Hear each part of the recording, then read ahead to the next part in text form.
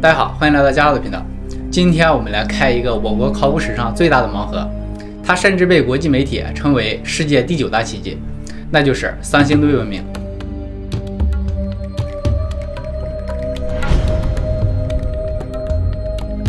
首先，我们为什么说三星堆是考古史上的一个盲盒？因为三星堆有太多的谜题，至今也没有答案。我们的考古人员现在正在努力的挖掘中，可以说每天都有可能会有新的发现。在2020年又重新打开了6个坑，截止2022年7月，三星堆已经发现了8个坑，出土文物13000多件，在这么多文物上竟然没有发现一个文字，这就是三星堆文明之所以神秘的根本原因。而且从出土的文物风格来看，好像跟咱们国家的其他文物不太沾边，他们那个审美有点过于超前了，有点像迪士尼的风格。大家看过迪士尼版的花木兰动画片吧？我感觉跟那个有点像，尤其是这个神鸟的形象，总感觉有点神似，好像用我国古代的青铜冶炼技术来造了一个现代版的迪士尼手办一样。说到青铜冶炼技术，这里还有一个解不开的谜团，就是他们的冶炼技术非常发达，如果没有文字来交流的话，他们怎么可能会有这么高的技术呢？所以就有传言说他们可能是外星人，彼此之间交流不用文字。但是在早期挖掘1号坑和2号坑中，挖掘出来了一个黄金权杖和一个黄金面具。大家都知道，我国古代象征权力的是鼎，像咱们国宝级的文物司母戊鼎，时间再往前推一推，那象征权力的也是玉玺，从来没有出现过权杖。而在那个时候，只有西方的像埃及文明、古巴比伦文明，他们的王权象征才是金权杖。难道三星堆人在那个时候就已经和西方文明建立联系了吗？如果真的是这样，那我们现在的历史教材都得改一下了。这一点我们后面再说。现在我们先来了解一下三星堆。三星堆的这个名字很有特点，是吧？有的网友就说了，为什么它叫三星堆而不叫 iPhone 堆呢？那我们现在就来说一说为什么它叫三星堆。我们时间回到1929年的春天，民国18年，广汉县真武村70岁的村民燕道成和他的儿子燕清宝在自家田地里挖水渠的时候，挖到了一块很大的石板。当时燕道成看到石板表面很光滑，兴奋不已，心想肯定是上天赐给我的，让我拿回家当一个桌板。于是他赶紧把儿子叫过来，一起把石板给撬出来。当石板被撬开以后，父子俩看呆了，原来石板之下是一个长方形的深坑，坑里边堆满了玉石，这就不是桌板的问题了。燕道成的第一反应是，这一箱宝贝千万不要被别人看到，因为下地干农活的不止他父子2人，隔着不远处还有别人。他环顾了一眼四周，没有人注意，于是赶紧让儿子把石板又重新放回了原位，然后用土把这些石板重新盖起来。因为燕道成年轻的时候在当地做过师爷，算是见多识广，读过一些书，他知道一般墓穴的宝贝最外边的都不是最好的，他坚信在这一箱玉器下面还会有更多的宝贝。于是他准备晚上等地里没有人的时候，再带着儿子把这里的东西全部挖出来。等到天黑以后，燕道成带着他的老婆、儿子、儿媳背上箩筐、锄头出发了。他们到了那里之后，把石板撬开，里面的珍宝全都显现出来，都是玉器。他们把东西运走之后，燕道成又重新往下翻了翻，看看下面是否有别的宝贝。很遗憾，下面什么也没有。确定没有其他宝贝之后，他就回家了。这次他们一共挖出来了400多件玉器。1个月以后，燕道成拿了少量的玉器来到成都少城路古董市场，以极其低廉的价格将少量的玉器卖了出去。这些买家可不像燕道成那样不识货，很快用天价转手倒卖。各地的古董爱好者都听说广汉县这里有宝贝，一时之间全都来了广汉县这个小地方。燕道成在他们的利益诱惑下，把自家的400多件玉器全都拿了出来，大肆抛售。在这期间，好多的玉器都遗失海外。后来由于抗日战争，这里就没有人再挖了。直到20世纪60年代，也就是文化大革命前后，月亮湾附近农民烧砖需要挖土，挖出来很多青铜器具，于是四川省博物馆和四川大学历史系考古专业组成联合发掘队，对月亮湾遗址进行正式科学发掘。当时他们不知道的是，就在正对着月亮湾的3个大土堆才是他们最应该发掘的地方。三星堆的名字也是由此而来的。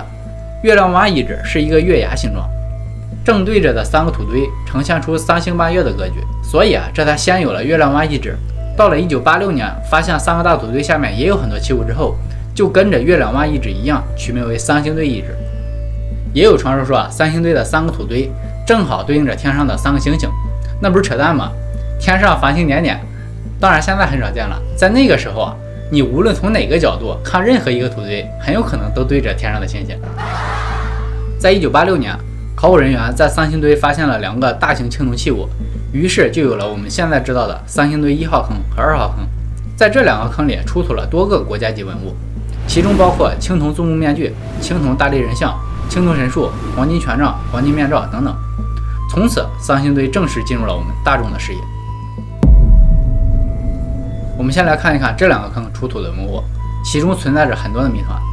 我们大多数人纠结的是三星堆面具的长相，因为人家长得太夸张，就说是外星人。其实啊，这没有什么好纠结的。面具本身就是夸张的表现形式，它不是写实的。不管在什么年代，人们戴的面具长得都不像他们现实的人，不然要面具做什么呢？面具就是为了夸张。不知道大家是不是了解萨满文化？巫师戴的面具都很夸张，而古蜀人本身就是一个神巫色彩浓厚的国家，他们这些面具很有可能就是巫师在祭祀的时候才戴的，所以我们看到这样的面具一点也不奇怪。倒是出土的一些其他的东西比较奇怪。三星堆几乎每个坑都会有大量的象牙和海贝，但是从古生物的角度来讲，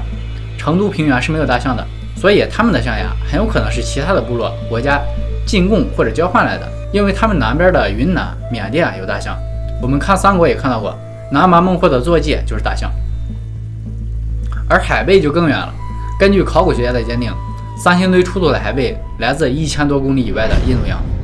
这就说明早期的三星堆人交流的地域很广。所以别动不动就说人家是外星人了，人家文明程度高不是没有原因的。他们不是一个闭塞的部落，而是很开放的。包括他们的黄金权杖，这个黄金权杖在出土的时候只是一层薄薄的皮，当时考古学家都认为这是腰带，全挖出来了以后才发现这是一根权杖，里面其实是有木头的，但是由于长期埋在下面，时间太长了，只剩下包裹木头的金皮了。在5000年的华夏文明中，没有哪个朝代或者是哪个时期用金权杖作为权力的象征。这个金权杖的出土只能说明他们当时跟西方的其他文明有联系，比如埃及文明，他们那边的法老一般都拿着一根金权杖，是吧？李白在《蜀道难》里边提到过，蜀道之难，难于上青天，蚕丛及鱼凫，开国何茫然，尔来48000岁，不与秦塞通人烟。这48000岁虽然是夸张的写法，这也从侧面反映了古蜀国有很长一段时间没有和华夏文明交流，因为他们想过来这边可能路有点难走，难于上青天，是吧？所以他们只能跟西南建立联系。从他们知道的这点东西，我们也可以看得出来，审美跟咱们这边还是有差别的。中国没有任何一个遗址可以跟三星堆的风格对得上号的，只有一个，也是在四川，距离三星堆遗址50公里的地方有一个金沙遗址，这里出土的文物和三星堆很相似，都是象牙玉器之类的，而且这里出土的人物形象包括纹饰都跟三星堆非常相似。其实三星堆这么大规模的文物不是墓葬，而是祭祀，因为三星堆没有发现一具尸骨，而这个祭祀仪式的规模之大，像是举国之力搞了这么一场祭祀，很有可能是他们当时遇到了什么天灾，不得已迁徙一样，而迁徙的地方就是金沙遗址。我们来看一看这个青铜纵目面具，其实这个面具很符合古蜀国的传说，在《华阳国志》中记载过，蜀侯蚕丛，其纵目，史称王。上面就说了，古蜀国的第1代国王是一个叫蚕丛的人，他就是天生纵目，很符合纵目面具的形象，只不过这个面具表现得过于夸张了一点。传说古蜀文明起源于岷江，公元前3000年，皇帝娶蜀山氏女子为妃，生下一子。这个孩子长大之后天生纵目，就是眼睛往外凸，焦距比别人的都长。他利用自己的纵目看到了一片富饶的土地，于是带领自己的部落来到现在的成都平原，在这里建立了自己的部落。他就是古蜀国的第1任首领蚕丛。古蜀国从蚕丛称王开始，历经蚕丛、百冠、杜宇、开明5个氏族统治，到了公元前367年，古蜀国王开明9世迁徙到了成都，建立了蜀国。所以在这之前，我们称他们为古蜀。开明9世建立蜀国之后，到公元316年，秦惠王伐蜀，蜀国灭亡。所以我们可以称三星堆人为古蜀人。他们这个青铜纵目面具很有可能就是他们传说中祖先蚕丛的形象。在1986年，三星堆发现1号坑和2号坑之后，就在坑上面建立了一个观众的观赏台，这个观赏台的面积就正好盖住了下面的6个坑，所以这下面几个坑一直都没有被发现，直到2019年的一个偶然的机会，考古人员在观赏台周围挖沟的时候，发现了3号坑的一个角。随后2020年三星堆开发工作重启。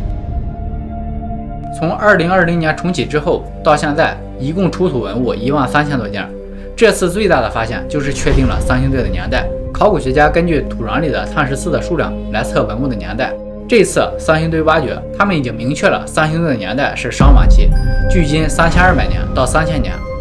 而金沙遗址的年代在3000年到2700年，也就说明了这两个文明是相继出现的，很有可能是三星堆人祭祀完了之后就迁徙到了金沙。那么在这里，三星堆的话题我就分享完了，感谢大家的观看。如果大家喜欢我的频道，不要忘记点赞、评论、加关注，我们下期再见。